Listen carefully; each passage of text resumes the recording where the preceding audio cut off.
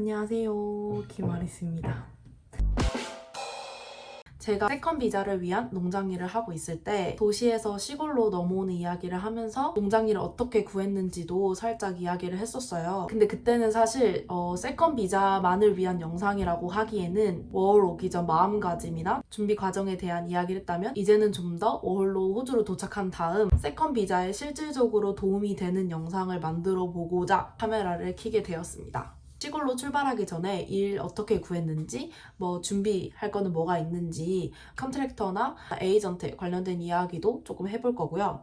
그리고 시골로 어떻게 이동했는지, 그리고 시골에 와서 뭐 집 어떻게 구했는지, 카시어는 어떻게 했는지, 그리고 마지막으로 돈을 얼마나 버는지에 관련된 이야기까지 해보겠습니다.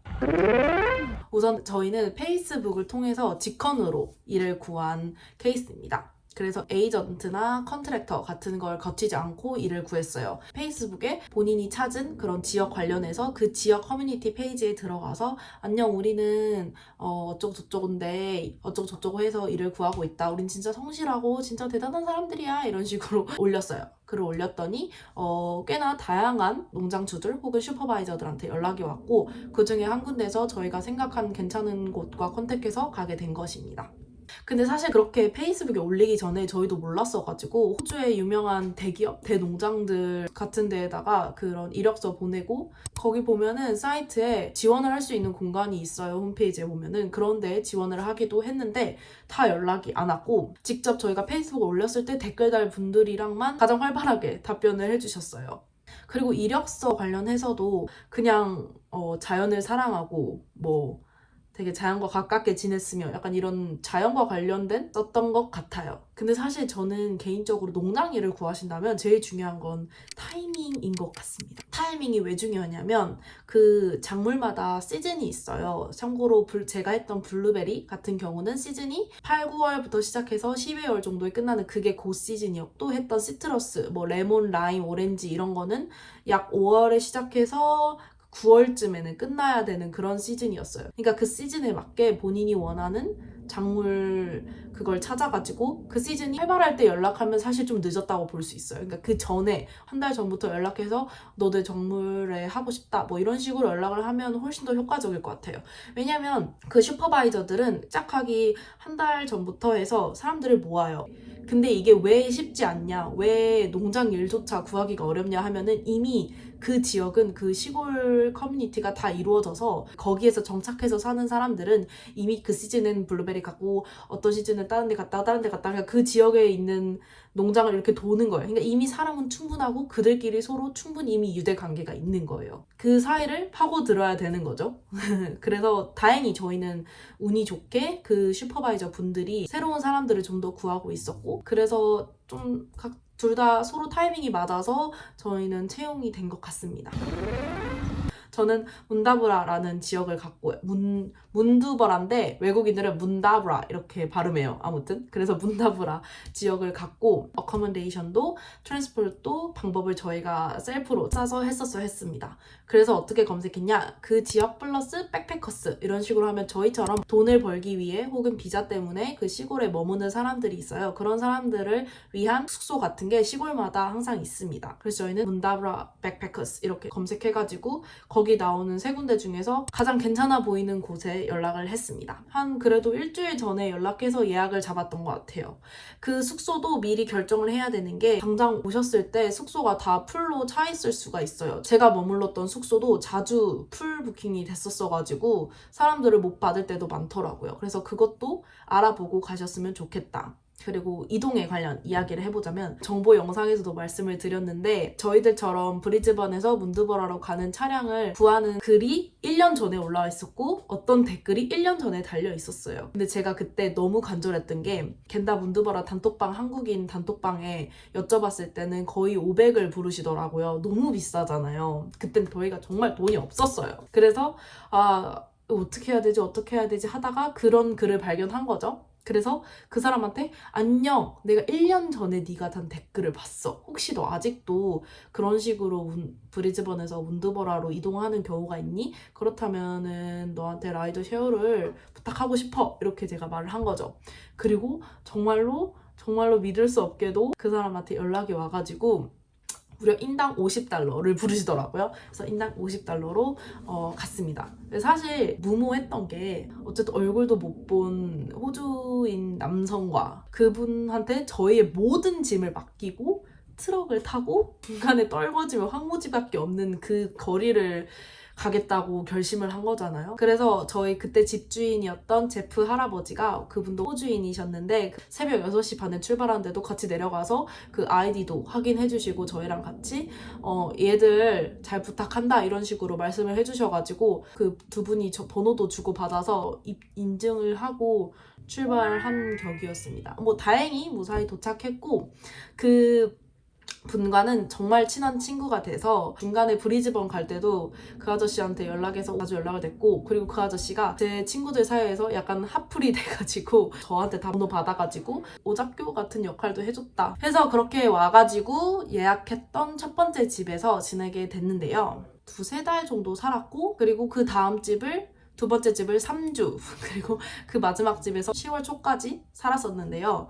일단 첫 번째 집은 일단은 $160면은 참고로 시드니나 이런 멜버른 같은 데서는 일주일에 $300입니다. 그거를 생각하면은 시골 $160는 완전 비싼 건 아닌데 완전 합리적인 금액도 아닌 그런 애매한 금액이긴 했어요. 어쨌든 거긴 좋았던 게 일주일에 한 번씩 자체적으로 청소를 다 해주시고, 일단 안전하고 리셉션이라고 해서 저희가 정보를 얻을 수 있는 공간도 있으니까 완전 싫진 않았는데, 가장 문제는 너무 좁았고 인터넷이 너무 느려가지고 이사를 할 수밖에 없었습니다. 그래서 두 번째 집은 사실 제가 영상에서도 다뤘는데 너무 더러웠고 같이 사는 친구들이 너무 개념이 없었어가지고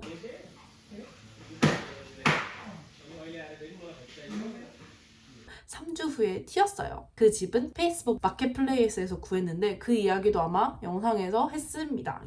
그리고 마지막 세 번째 집은 같이 일하는 동료가 끝나고 우리 집 놀러 가자 해서 놀러 갔는데 집이 너무 예쁘고 너무 깨끗하고 너무 사람 사는 집 같아서 마지막 집까지 이동을 했습니다. 그리고 다시 돌아가서 도착해서 일을 어떻게 시작했는지 얘기를 하자면, 저희는 도착한 다음날 그나마 마트랑 카페가 있는 중심에서 저희랑 카톡 패매를 주고받았던 슈퍼바이저랑 만나가지고 내일 몇 시에 인덕션 와라, 그 시즌을 같이 열 사람들이 인덕션에 모인 거죠. 그래서 인덕션에 모여서 같이 계약서 쓰고 뭐 준비물 이야기 같은 거 하고. Foreign and domestic must show proof of employment. To work in Australia, that's been your visas and passports. So. 도착한 지 3일째 되는 날 일을 본격적으로 시작했습니다. 그리고 말씀드렸다시피 저희는 차가 없었기 때문에 항상 누군가한테 의지를 했었어야 했는데요. 생각보다 제가 살았던 시골에는 카쉐어 문화가 좀 활발했었어요. 차 있는 분들이 왔다 갔다 할 때마다 뭐 $3, $5씩 받으면서 카쉐어를 했었는데, 저희가 정말 운이 좋게도 동료들이 항상 저희 이동하는 거에 신경을 써줬고, 게다가 돈 그런 거 안 받아도 된다, 어차피 우리도 가는 길인데 하면서 돈도 절대 안 받으셨어요. 집 이야기나 이동 이야기를 할 때마다 제가 느낀 거는 거기 있는 사람들과 친해지는 게 아주 중요합니다. 조금 나이가 있으시든 아니면 뭐 어떤 인종이든 어떻게든 친하게 지내면 그 쬐까만한 시골에서 많은 도움을 받을 수 있을 겁니다. 한번 친해지면 계속해서 도움을 받거나 도움을 줄 수도 있는 거고, 네, 사이좋게 지내는 게 중요한 것 같습니다. 적극적으로 친구를 만들어 보세요.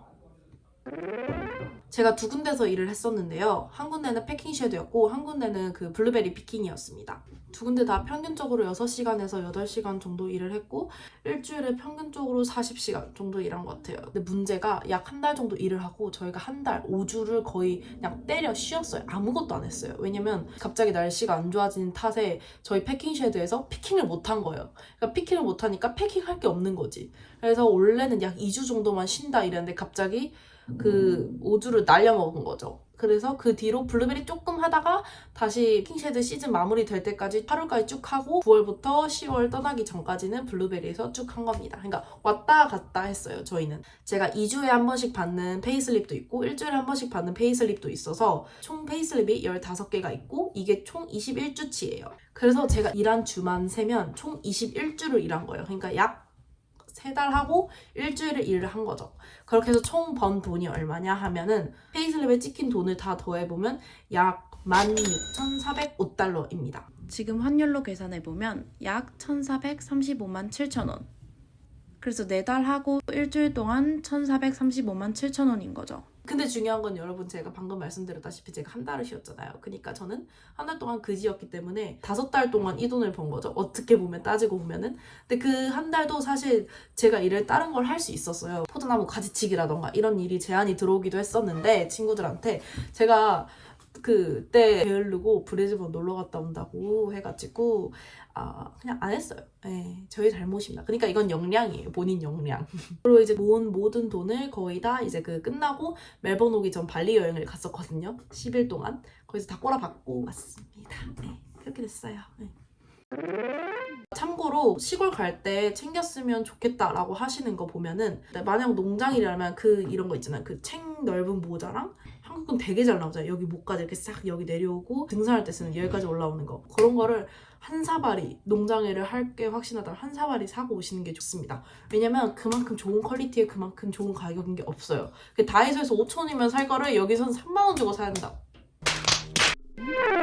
그래서 제가 말씀드릴 수 있는 정보는 제가 갔던 지역은 문다버라이고 거기서 패킹쉐드, 오렌지 패킹쉐드가 꽤 있어요. 그리고 그 사람들은 대략 4월 초중순부터 사람을 구하기 때문에 그때 시즌쯤부터 컨택을 시도해 보시는 게 좋을 것 같고, 그리고 제가 간 지역에는 블루베리 농장이 하나밖에 없어요. 그렇기 때문에 검색만 하시면 쉽게 나올 수 있을 겁니다. 거기 시즌이 아마 완전 하이 시즌은 확실하게 9, 10월이고 시작하기로는 아마 한 8월부터 시작할 수 있을 거예요. 그래서 한 7월부터 연락을 해보시거나 예를 들어 같은 농장에서 그 지역의 토박이 분들이랑 친해지면은 너 시즌 끝나면 어디 갈 거야? 하면 분명히 다른 어디가 있을 거예요. 그래서 거기 같이 조인해서 갈 수 있는 그런 기회를 스스로 만들고 쟁취해서 세컨 비자를 따면은 얼마나 좋게요?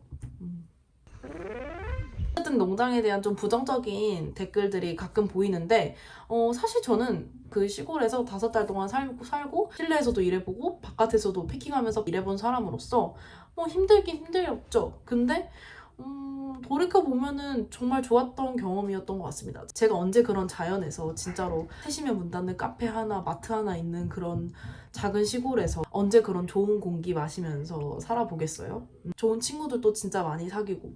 그래서 제가 감히 공장을 가보지도 않았고 일을 해보지도 않았기 때문에 농장보다 공장이 좋다, 공장 말고 농장 와, 공장이 훨씬 좋다 이렇게 확신하게 말씀을 드릴 순 없지만 어쨌든 저는 괜찮았다는 거. 쉬는 날이면 친구들 다 모여가지고 자연 다니고 운동하고 사실 그랬던 기억이 되게 좋게 남았던 것 같아요.